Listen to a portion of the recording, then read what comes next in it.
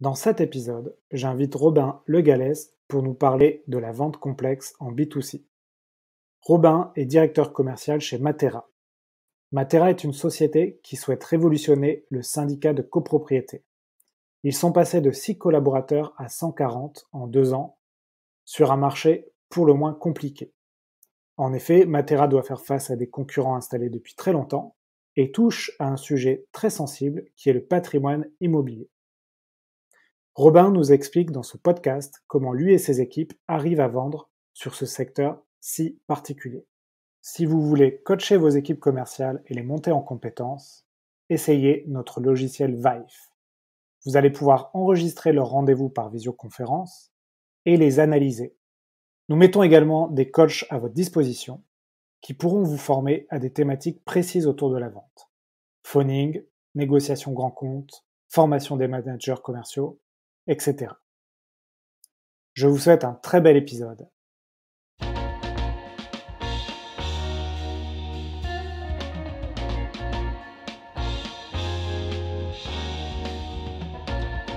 Bonjour à tous, bienvenue sur un nouvel épisode des Héros de la Vente. Aujourd'hui, j'ai le plaisir d'accueillir Robin Le Gallès. Robin, bonjour. Oui, bonjour Alexandre. Alors Robin, est-ce que tu peux te présenter aux auditeurs et nous présenter tes activités? Oui, bien sûr. Donc je m'appelle Robin, je suis le Head of Sales de Matera, depuis maintenant 2 ans et demi. Donc j'ai rejoint cette boîte à l'époque où ça s'appelait encore Illico Pro. On était une petite start-up de 6-7 personnes. Aujourd'hui, on a à peu près 140 collaborateurs. Et donc avant ça, j'ai travaillé 2 ans dans une boîte qui s'appelle Lucas, qui était un SaaS, pour la partie, RH. D'accord. Donc tu nous as dit, je reprends, hein, je reformule, tu es arrivé chez cette boîte qui s'appelle Matera, c'est ça? C'est ça, exactement. Et qui s'appelait Illico Pro. Qu'est-ce que fait ton entreprise? Alors, Matera, en fait, l'idée est assez simple. Aujourd'hui en France, un certain nombre de copropriétaires ont des gros problèmes avec leur syndic, puisque, c'est un peu de notoriété publique, hein, qu'un syndic en général ça coûte cher, c'est peu efficace et c'est peu transparent. Et donc Matera, l'idée c'est, de résoudre ce problème en permettant à des copropriétaires de gérer eux-mêmes, leur résidence, sans avoir à passer par un syndic professionnel. Et du coup, ça permet d'avoir des grosses économies sur les charges, à peu près 30, d'avoir une bien meilleure réactivité pour résoudre des petits problèmes du quotidien comme une porte cassée ou une fuite d'eau, et surtout ça apporte de la, transparence et de la communication, dans la copropriété, grâce à la plateforme SaaS qu'on a développée et à tout un réseau d'experts qu'on met à disposition des copropriétaires. D'accord, alors effectivement, quand on est confronté à des syndics de copropriété, on voit bien les problèmes qu'on peut avoir. Donc vous êtes, à mon avis, sur un marché porteur mais compliqué. Et donc Exactement. tu vas nous parler de tout ça. Déjà, tu nous as dit une information importante. Vous êtes passé de 6 à 140 collaborateurs pardon, en 2 ans, c'est ça? C'est ça, en un peu plus de 2 ans, 2 ans et demi, quoi. D'accord. Et donc toi, tu as dû gérer cette croissance sur la partie commerciale, sur la partie, j'imagine, recrutement, management des équipes. C'est ça? Ouais, exactement. En fait, sur, la partie commerciale, quand je suis arrivé, on était, 2 commerciaux. Aujourd'hui, on a une équipe d'à peu près 40 personnes. Hem, donc structuré par, typologie de propriété avec, une personne à Marseille, une personne à Lyon. Donc on a dû un petit peu, organiser, structurer tout ça sur les 2 dernières années.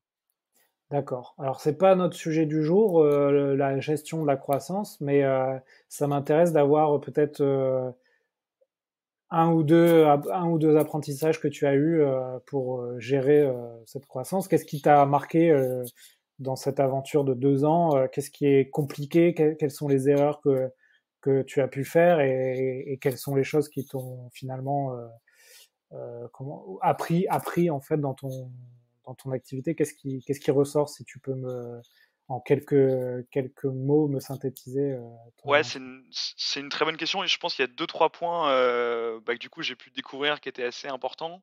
Le premier, je pense, c'est un petit peu c'est un poncif qui est souvent répété, mais le recrutement, notamment, je pense, sur les 10-15 premiers sales, parce que sur une équipe en forte croissance, on sait très bien qu'en fait, ces 10-15 premiers sales seront amenés, à former ensuite les nouveaux et éventuellement à les manager. Et du coup, c'est extrêmement important d'être, très exigeant sur ces 10-15 premiers puisque ça va vraiment conditionner, en fait, heu, tout le reste de l'équipe sur les 3-4 prochaines années. Ça, c'est le premier point et le deuxième point et je pense que c'est quelque chose sur lequel j'étais pas forcément le meilleur au début, et sur lequel j'espère, que j'ai fait des progrès et mon équipe pourra éventuellement le confirmer ou l'infirmer, c'est sur le fait de donner de l'ownership, et des responsabilités assez vite, aux commerciaux. En fait, on a vite tendance, notamment au début, à vouloir un petit peu, micromanager, à regarder en détail ce que chaque personne fait, au jour le jour. Et je me suis rendu compte que 1, c'était pas le plus efficace et 2, c'était évidemment pas du tout, scalable, et que du coup, la meilleure façon de faire était en fait très vite, de donner énormément de responsabilités et d'ownership à chaque personne sur son scope. Ce qui permettait pour le coup de bien mieux gérer la croissance, puisque, chacun est capable d'être autonome et d'avancer sur ses sujets, sans être dépendant et sans qu'on soit là un petit peu derrière les uns et les autres, quoi. D'accord, très clair. Sur le recrutement des 10-15 premiers sales, vous avez plutôt recruté des gens expérimentés, des juniors, ou les 2? Ouais, on essaye en fait à chaque fois de faire un peu un panel avec à la fois des juniors très motivés qui ont vraiment du potentiel et qui vont pouvoir, progresser très vite, et aussi des personnes un petit peu plus expérimentées, je pense qui apportent une structure, une rigueur et même un rapport au travail, qui permet de mieux structurer l'équipe. Là où des gens un petit peu plus juniors sont peut-être moins organisés, ont moins de recul, sont beaucoup plus dans l'affect. Donc je pense que c'est assez simple pour une équipe d'avoir un petit peu un mélange des 2, heu, pour tirer un peu le meilleur des deux types de profils. OK. Bah, écoute, merci pour ce feedback.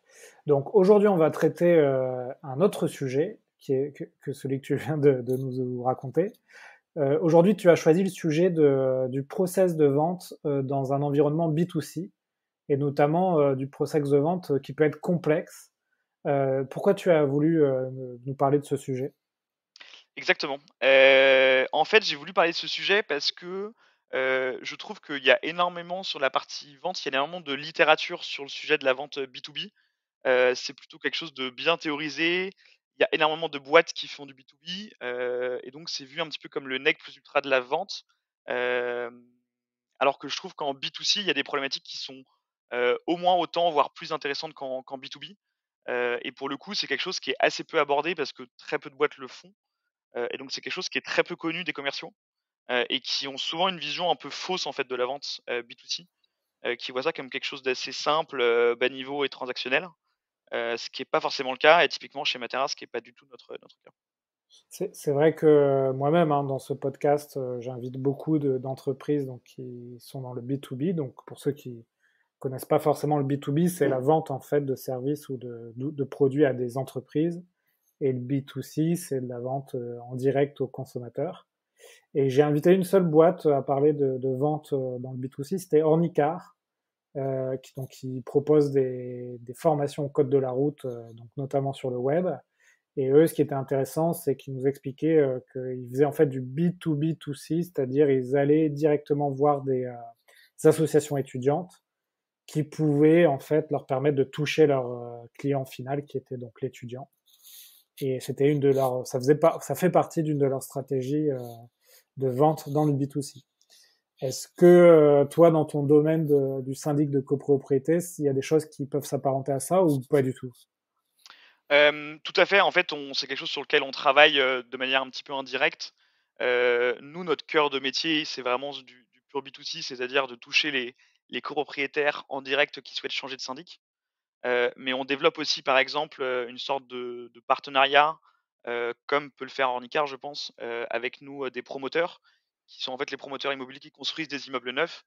Et l'idée, c'est qu'ils puissent nous proposer, comme premier syndic, de la copropriété. D'accord, C'est exactement ça, d'accord. c'est du B2B2C, sur cette partie, promotion. Ok, donc vous démarchez aussi les promoteurs immobiliers. Exactement. Euh, donc votre client final, je comprends, c'est donc le propriétaire ou les propriétaires d'un immeuble qui veulent changer de syndic. C'est ça. Comment vous les trouvez, ces gens-là? Comment vous vous adressez à eux et comment surtout vous leur pitchez votre solution? Est-ce que tu peux Ouais, peut-être nous expliquer les étapes d'un process de vente chez vous? très bien. Alors la chance qu'on a, c'est que, comme on répond à un pain qui est très, très fort, hein, celui de la gestion de copropriété, on traite uniquement des leads, entrants. On a plutôt un grand volume de leads. Hem et donc l'idée, c'est donc les gens viennent sur notre site, remplissent un formulaire. On va ensuite les contacter pour faire le point sur leur gestion actuelle, et commencer à expliquer un petit peu le fonctionnement de Matera.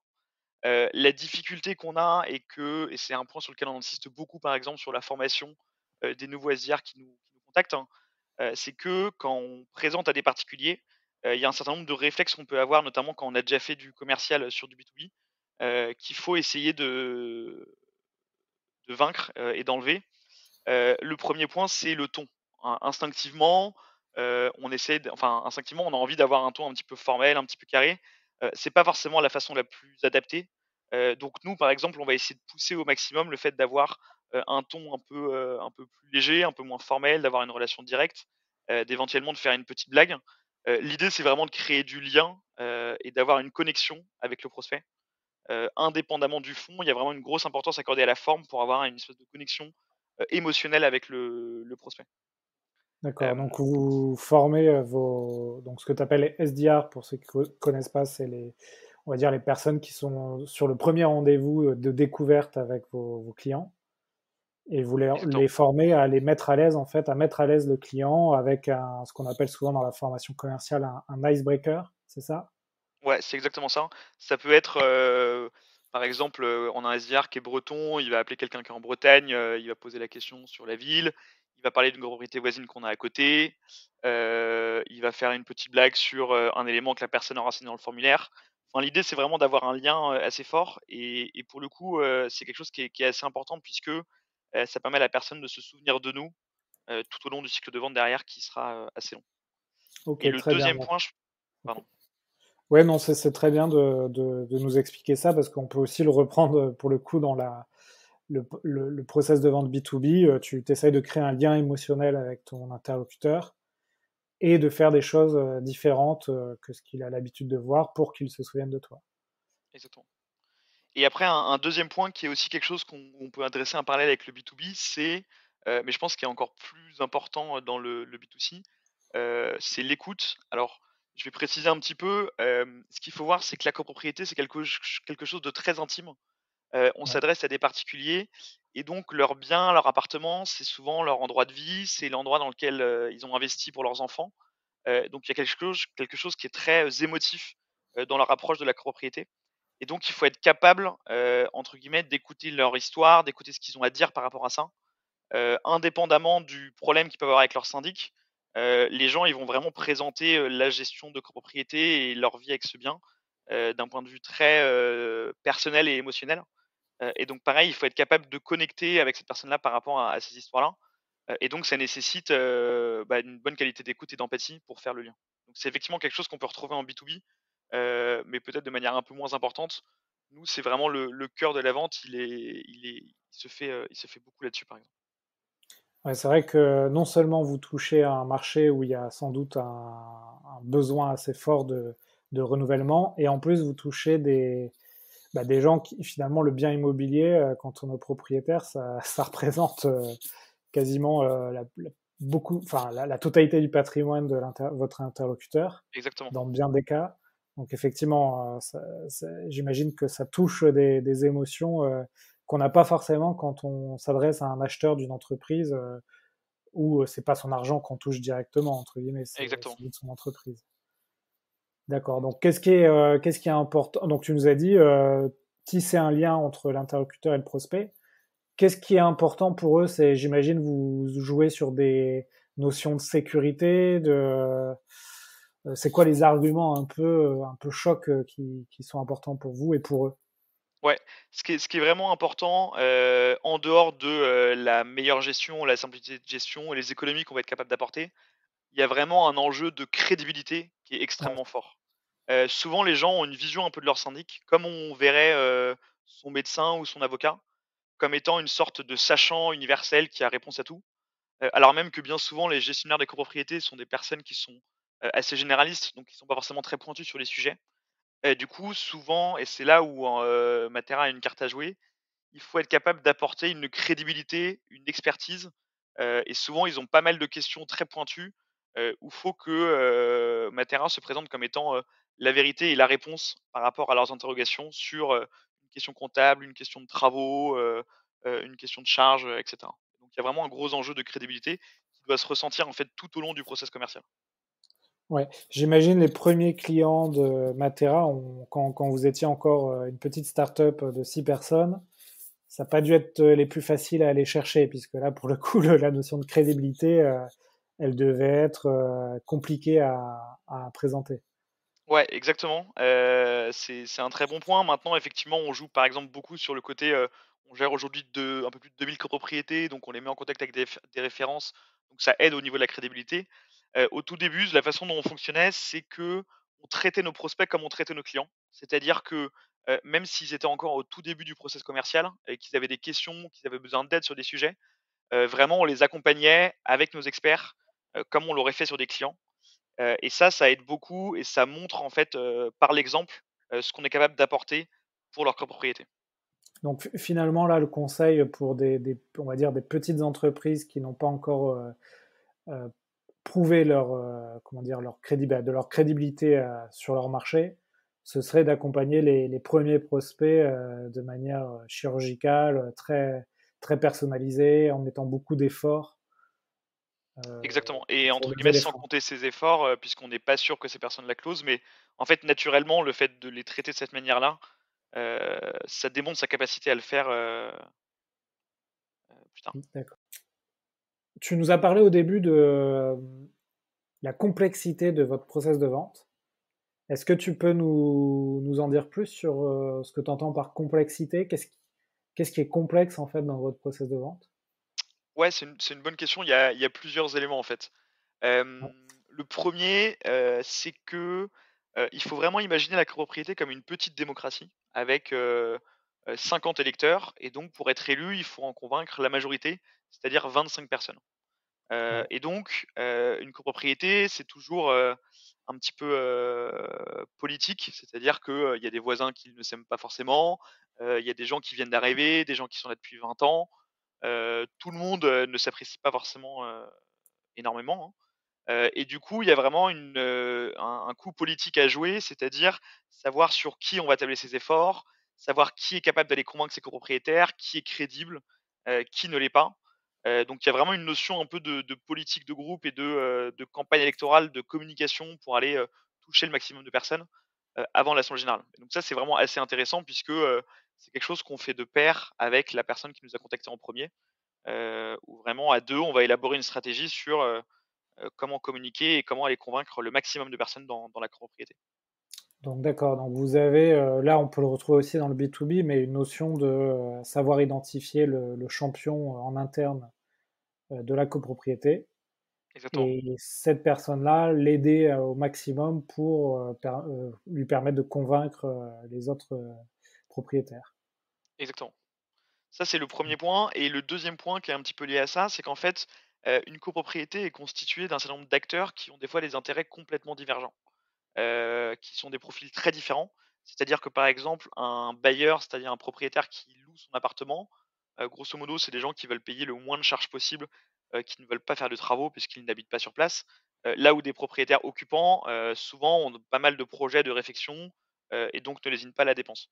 Et donc il faut Ouais. être capable de trouver un argumentaire et un discours, qui va être capable de toucher chacun de ces interlocuteurs, alors même que leur vision et leur envie sur la copro sont différents. Et donc ça, c'est pareil, il y a un gros travail à faire de la part du sales, d'adaptation en fonction de son interlocuteur, et ensuite d'être capable d'éduquer et de briefer, son champion, pour que lui-même soit capable derrière d'aller pitcher correctement Matera à l'ensemble des copropriétaires. Ah ouais, on voit bien la complexité là entre les besoins différents des propriétaires. Et tu peux aussi, j'imagine, avoir des copropriétés où tu as plus de propriétaires occupants et d'autres propriétés où tu as plus de propriétaires bailleurs. Exactement. C'est Il y a ça? vraiment un petit peu de tout, il y a des copropriétés où heu, il y a surtout des primo-accédants, d'autres où il y a des gens qui sont là depuis 30 ans, il y a vraiment un petit peu de tout, et du coup, c'est quelque chose sur lequel on n'était pas forcément les meilleurs au début et sur lequel je pense qu'on a beaucoup progressé. C'est vraiment de trouver, à chaque fois en fait, hein, qu'est-ce qui intéresse au fond ces personnes-là et quelle est leur vision de la copropriété, avec Matera. Et souvent dans la vente, on essaye de travailler en amont le persona, c'est-à-dire un peu la cible idéale avec à chaque fois un discours de vente adapté. Pour vous, ça, c'est des personas différents? Vous avez des discours adaptés à chaque persona Ouais, alors c'est des personas qui sont différents, mais la difficulté, c'est que du coup, on retrouve entre guillemets «plusieurs personas» sur un même deal. sur un même deal? Ouais, C'est-à-dire c'est ça. qu'une Ouais. copropriété qu'on veut convertir, en fait, on va avoir 6 ou 7 personas à adresser, et en plus de ça, qu'on ne pourra adresser que via notre champion, puisqu'en général, c'est très rare que nous-mêmes soyons en contact avec l'ensemble des copropriétaires. Et du coup, il y a un enjeu aussi, et c'est le troisième point, c'est, d'éducation du champion, puisqu'en fait, chacun de nos leads, on doit vraiment le former et l'éduquer et en faire un commercial Matera aussi bon que, nos commerciaux qui sont là depuis 2 ans. Et donc il y a un vrai D'accord. enjeu un petit peu d'éducation, de nos leads, qui est assez intéressant, si on aime faire par exemple de la formation ou de l'accompagnement. Et donc là-dessus, sur l'éducation du champion, il y a des patterns que vous avez détectés, il y a des choses que vous avez appris pour permettre de mieux éduquer un champion? Ouais, tout à fait. Il y a une idée qu'on a piquée, on a eu une fois une présentation du fondateur de La Ruche qui dit oui. Hem, Ouais, j'ai oublié son nom, c'est Choucroune, je crois, qui nous expliquait que eux, quand ils avaient, lancé La Ruche qui dit oui, pour aider les personnes qui, géraient les ruches à aller convaincre les agriculteurs, ils avaient établi des petits guides et des petits kits un peu prêts à l'emploi avec le pitch, les réponses aux différentes objections et cetera. Et nous, avant, on avait une culture très orale, dans notre communication avec les prospects, ce qui fait que quand ils allaient, pitcher les autres copropriétaires, ils étaient souvent démunis dès qu'il y avait une objection. Et donc on a mis en place, en fait, un certain nombre de contenus qui ressemblent vraiment littéralement à un petit kit, du bon commercial Matera, sur lequel ensuite lui peut s'appuyer pour aller convaincre, l'ensemble des copropriétaires. ouais, c'est marrant ce que tu dis parce que c'est vrai que on peut avoir des business effectivement où, comme tu le dis, on explique à un de nos prospects qui va être notre champion notre solution, mais lui en fait quand il va vouloir l'expliquer, il maîtrise pas forcément notre vocabulaire, nos arguments, etc. Et ce qu'il va communiquer, c'est pas du tout ce qu'on lui a dit à la base. C'est Il y a un exactement ça. effet un peu téléphone arabe qui peut se passer. Et donc là, le fait de mettre les choses par écrit, finalement, c'est une bonne pratique que vous avez perçue, que vous avez mis en place et qu'on peut transposer à d'autres business. Très intéressant. Ok. Tu voulais me parler aussi de peut-être d'AG, d'Assemblée générale que vous faites, c'est ça? Auquel vous Ouais, tout à participez? fait. Alors là-dessus, ce sera pas forcément, parlant pour ceux qui n'ont jamais assisté à une assemblée générale de copropriété. J'invite, tous tes Oui, auditeurs à le faire une fois dans sa vie parce que c'est quelque chose qui est assez intéressant. C'est vraiment un univers qu'on ne soupçonne pas tant qu'on l'a pas fait. Donc l'assemblée générale, c'est le moment un peu clé dans la vie d'une copropriété où une fois par an, tous les copropriétaires se regroupent, pour voter des décisions, dont le changement de syndic. Et donc ce qui se passe, c'est que si les copropriétés veulent passer sur Matera, on se retrouve à devoir pitcher en assemblée générale devant une cinquantaine de personnes, avec le syndic contre lequel on est mis en concurrence. Donc il d'accord, faut ok. vraiment le voir comme une sorte de d'arène ou de ring, de boxe, où en fait on a 50 personnes qui vont voter, soit pour nous, soit pour le syndic en place. Le syndic présente, on présente, et ensuite chacun, lève le pouce vers le haut ou vers le bas pour choisir, qui reste. Et il se trouve que le perdant, dès qu'il a perdu, range ses affaires et vraiment quitte la salle, je dirais pas sous les huées, mais presque, hein. Ah oui, ça se passe vraiment comme ça. Tu pitches l'un après l'autre et les gens votent à main levée, c'est ça? C'est exactement ça. Et du coup, c'est assez, impressionnant et assez intimidant. Et en plus, souvent, il y a des débats qui sont assez houleux parce que, comme je disais au début, chacun a un rapport à la copropriété un petit peu personnel. Donc, Ouais. les gens sont assez engagés, il y a pas mal de discussions, on a souvent des syndics qui peuvent être très virulents, avec nous, avec Matera. Enfin, moi, ça m'est déjà arrivé de me faire insulter et cetera. Donc plutôt là, Et vos concurrents, c'est ça? ouais, exactement. D'accord. Et donc il faut être capable de garder son calme, de réussir à bien structurer son discours, de traiter, des objections avec des personnes qui peuvent être extrêmement réfractaires et extrêmement, virulentes. Et après il y a aussi un côté je pense un petit peu de résilience où, bah, ça arrive qu'on ne gagne pas à tous les coups. Et c'est assez dur quand on a travaillé pendant 6 mois sur un deal, qu'on va en assemblée générale et que, on se rend compte que des copropriétaires qui nous avaient, porté un petit peu, qui avaient promis de voter pour nous, votent contre nous. Psychologiquement, c'est toujours assez dur et donc il faut être capable de voilà, de rebondir et de repartir à l'attaque le lendemain, quoi. Ok, alors là j'ai plusieurs questions.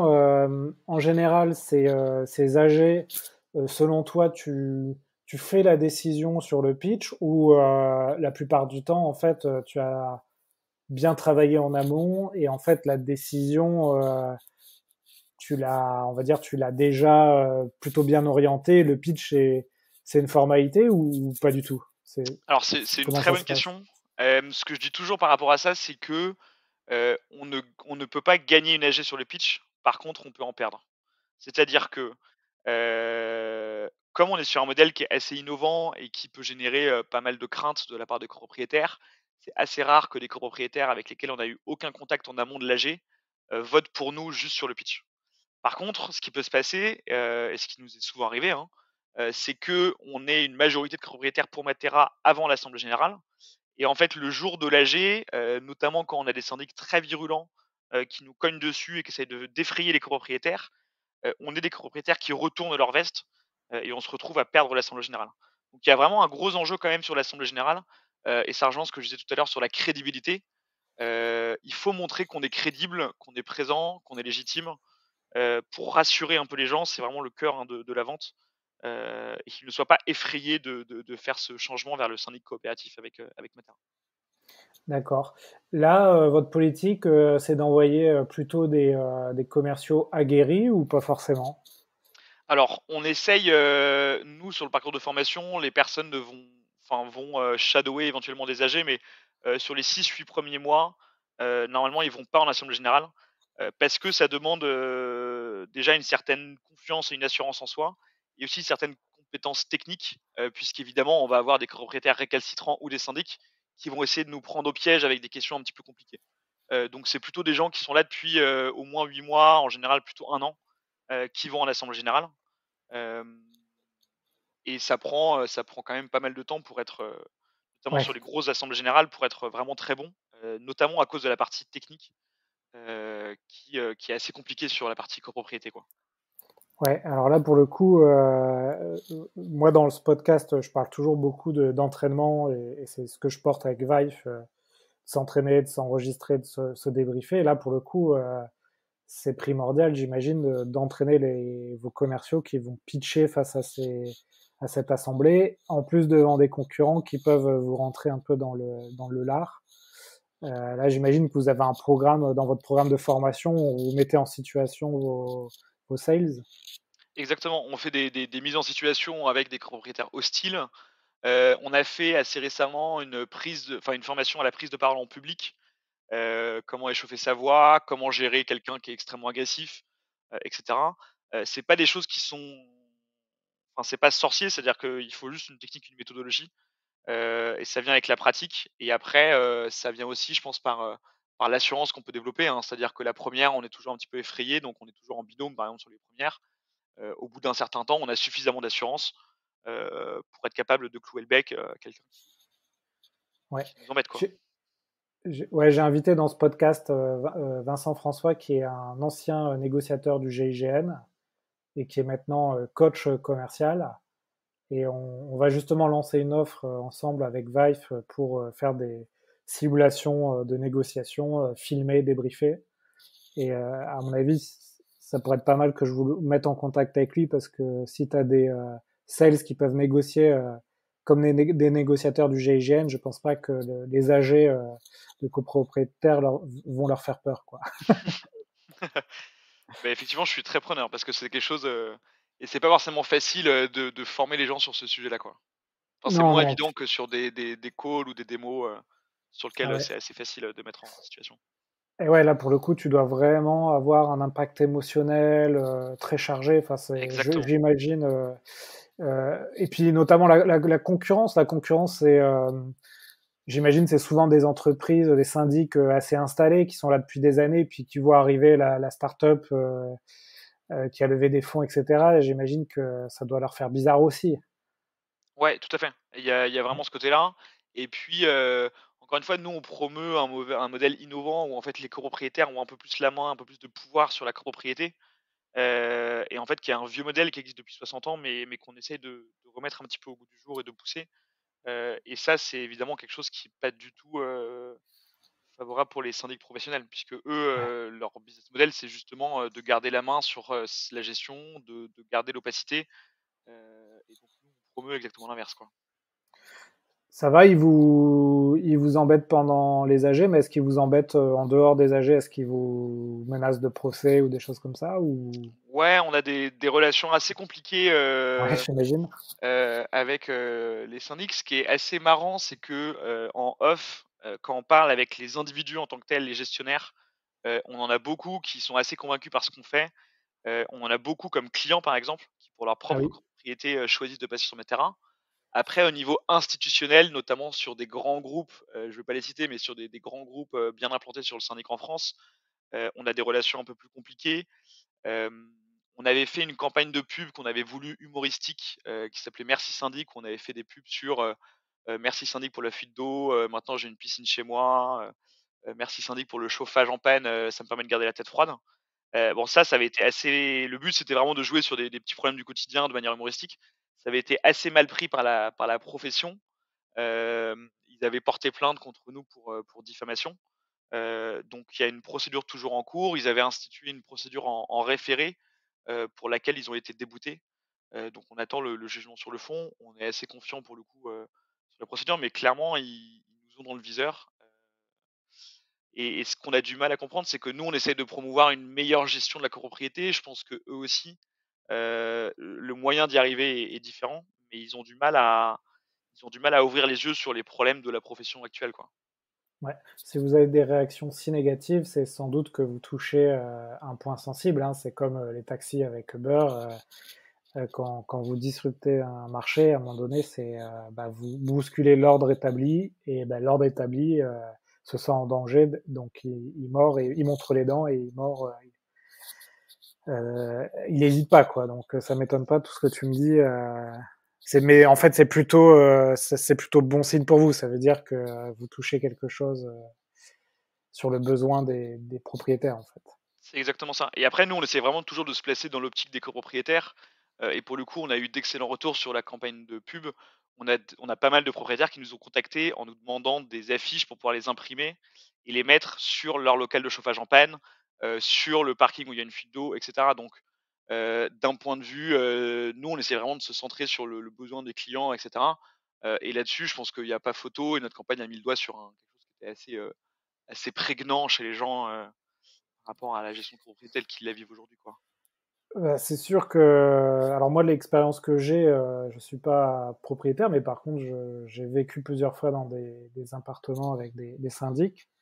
Et en fait, l'expérience que j'ai, c'est à chaque fois qu'il y avait un problème, le syndic était ultra passif et le problème était réglé des mois et des mois après. Donc j'imagine que encore une fois, quand on est propriétaire, qu'on voit cette campagne de pub, on se dit bon, c'est peut-être le moment de changer parce que c'est C'est exactement ça.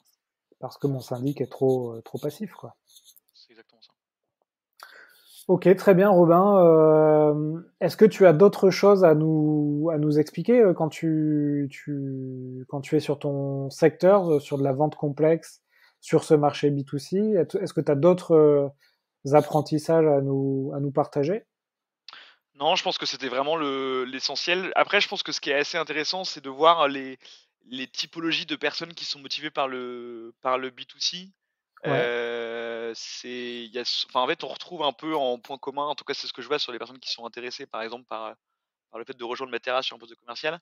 C'est un peu cette envie de rencontrer des gens, de rencontrer des histoires de copropriété, d'avoir une vision très, très concrète et un ancrage dans le quotidien de certaines personnes.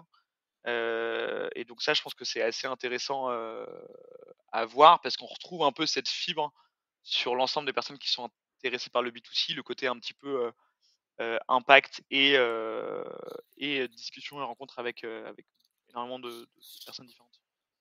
ouais, je pense que vos commerciaux, en fait, ça doit être une très bonne école de vente parce que on l'a dit, Vous faites de la vente complexe en B2C, mais vous faites aussi du B2B2C. Vous touchez à des clients en fait qui sont des gens, on va dire, normaux entre guillemets, c'est-à-dire qui gèrent leur patrimoine et non l'argent d'une entreprise. Donc ça doit être une vente beaucoup plus sensible. Cette histoire de pitch devant des assemblées générales, à mon avis, un commercial qui devient bon là-dedans, bah, il sera bon à pitcher n'importe quel client. Donc ça doit être vraiment une formidable école de vente. Donc je ne sais pas si vous recrutez aujourd'hui, Robin. Ouais, on recrute, on continue à recruter pas mal, un peu tout type de profil, des personnes, assez expérimentées, des profils aussi plus juniors. D'accord. Mais effectivement, je pense que c'est assez challengeant et c'est assez formateur et on apprend des compétences qu'on n'apprend pas forcément, Ouais. ailleurs, quoi. Bon, bah voilà, si les auditeurs veulent te contacter, ils sont les bienvenus. Et vous C'est recrutez ça. partout en France ou principalement en Île-de-France? Pour l'instant, surtout en Île-de-France, après on a comme projet d'ouvrir d'autres villes en France. En tête, j'ai, Toulouse, Nantes, Lille, Strasbourg et puis, D'accord. d'ici la fin de l'année et le début d'année prochaine, on va aussi se lancer à l'international. Donc on aura sans doute des besoins en recrutement, sur cette partie-là. Ah ouais, donc l'international, donc syndic de copropriété à l'international, j'imagine que chaque pays va avoir des spécificités très différentes. Exactement, exactement. Ça va être, à mon avis, hyper formateur, mais vous allez devoir relever des sacrés challenges là. Tout à fait. Ouais. Moi, j'ai des amis qui sont, par exemple, aux Pays-Bas, qui sont propriétaires aux Pays-Bas. Ils me disent que c'est pas du tout la même chose qu'en France. Alors, je pourrais pas t'expliquer en quoi c'est différent, mais apparemment, c'est un autre univers encore. Ouais. Ok. Ben écoute, très bien, Robin. On arrive à peu près 35 minutes de podcast. Si tu le veux bien, on va passer aux questions de la fin, à moins que tu as une dernière chose pour conclure sur la partie vente complexe dans le B2C. Non, écoute, c'est je pense qu'on a fait le tour, sur les quelques points importants. Ok. Alors, ben, les questions que je vais te poser, je les pose à tous les invités. Tu verras, c'est assez simple, ça va aller vite. En termes de contenu, est-ce que toi, tu as des bouquins ou des podcasts ou des vidéos à conseiller sur la vente notamment? Moi, il y a un livre qui m'a vraiment marqué, c'est, évidemment, j'ai un trou sur le nom, c'est, Recurring Revenue. Ok, En gros, là où c'est assez intéressant, c'est que ça modélise en fait, selon l'étape de développement de l'entreprise ou de son business, un petit peu, et les besoins et comment réfléchir à son approche, comment la segmenter, et ensuite, comment recruter, comment scaler une équipe et cetera. Donc je pense que c'est extrêmement formateur et extrêmement utile pour un peu tous les stades auxquels on peut être, dans le développement. c'est un bouquin d'américain? Ouais, exactement. D'accord. Et là, t'as pas le titre ou le nom de l'auteur? Non? C'est J'essaie de le retrouver, j'ai un trou. c'est- c'est pas From Impossible to Inevitable? Si, exactement, c'est ça. Ah, ok. Donc Jason Lemkin et Aaron Ross, et effectivement, c'est un bouquin dont on parle souvent dans ce podcast. C'est un peu la Bible de la vente Exactement. dans la Silicon Valley, et c'est des exemples américains, mais en fait que vous pouvez lire aujourd'hui en France, et ça vous apprendra beaucoup de choses. Ouais. Bon, bah très bien, très bonne référence. Est-ce que tu as des outils ou des routines qui t'aident à être performant au quotidien, à la fois dans ton métier, mais aussi dans ta vie personnelle? Ouais, bah, moi j'ai pris le l'habitude avant j'étais un lève-tard et depuis, quasiment un an maintenant, je me lève, assez tôt, voire très tôt et en fait tous les matins, je passe à peu près 1 heure à 1 heure et demie, à me poser sur des sujets de fond, et en fait, je trouve que le matin, ça permet d'être on est assez frais, on a beaucoup de recul, et c'est souvent sur ma journée, l'heure qui est de très loin la plus productive, donc j'essaye de le faire en arrivant au travail, en coupant mail, Slack et cetera, pour se concentrer sur un ou 2 sujets précis. Et après en termes d'outils, on a mis en place depuis cet été, Looker, qui est un outil de data visualisation, heu, qui est vraiment extrêmement puissant et qui permet grosso modo, heu, de comprendre n'importe quel petit bout de son business, sur la partie commerciale en tout cas.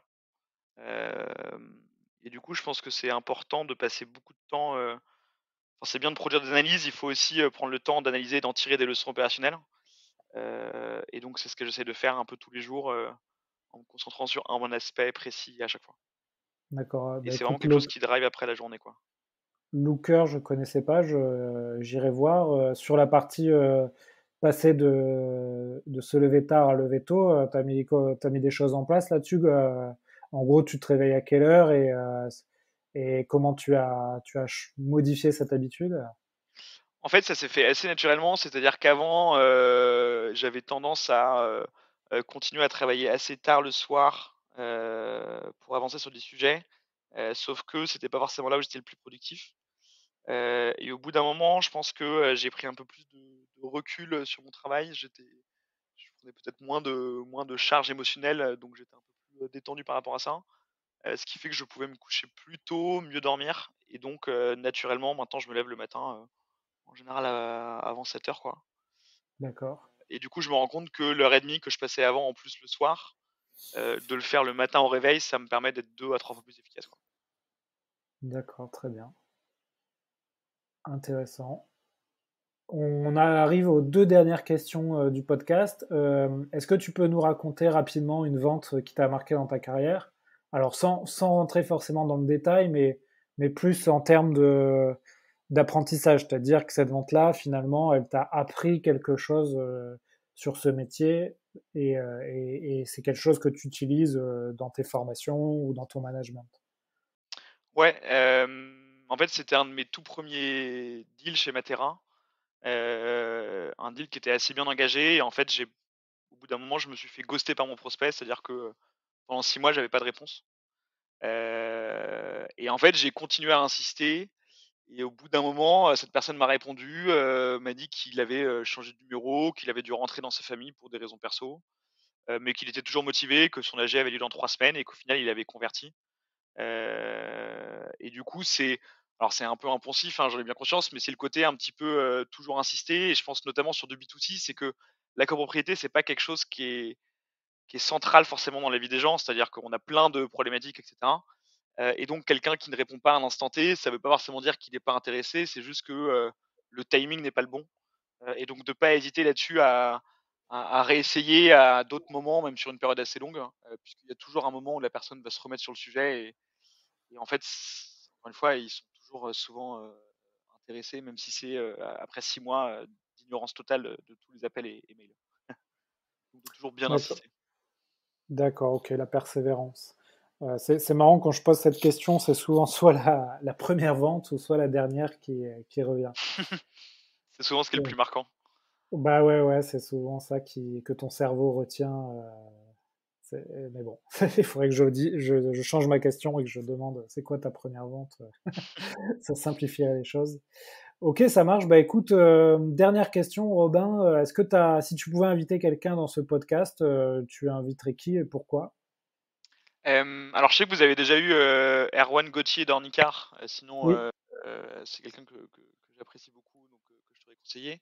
Il y a quelqu'un qui pourrait être intéressant, qui s'appelle Paul Berlotti, qui est en gros le CEO d'une boîte qui s'appelle Mojo, qui est un outil qu'on a mis en place récemment, sur la partie de vente, qui est un logiciel en fait qui permet d'écouter, et de retranscrire des calls de commerciaux. Et donc je pense que c'est quelqu'un qui a une très bonne expérience de vente et de formation, notamment des commerciaux, heu, qui aurait pas mal de choses intéressantes à dire sur ce sujet.